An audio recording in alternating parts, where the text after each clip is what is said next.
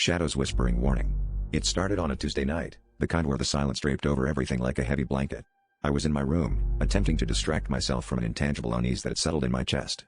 The shadows on the walls, cast by my dim bedside lamp, seemed to shift and sway unnaturally, as if they were alive.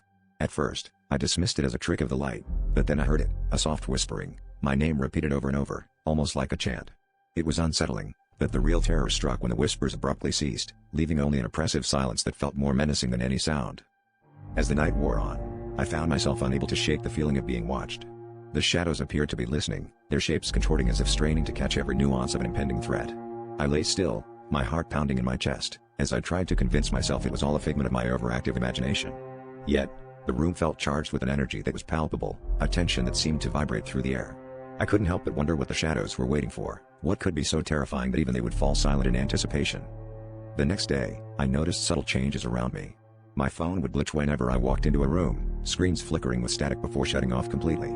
Friends looked at me strangely, as if sensing something different, something off.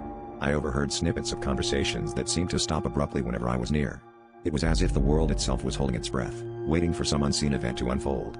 Every night, the shadows resumed their whispering, only to fall silent again, their attention focused elsewhere. The growing sense of dread was suffocating, and I found myself questioning my own sanity. The revelation came unexpectedly.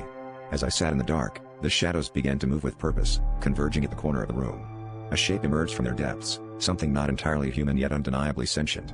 It was then that I understood, the shadows weren't just listening, they were heralding the arrival of something far worse. I felt a cold chill wash over me as it stepped forward, a sinister smile spreading across its face.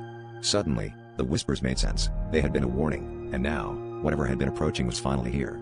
The realization hit me like a punch to the gut, I was no longer alone, and whatever it was, it had been waiting for this moment all along.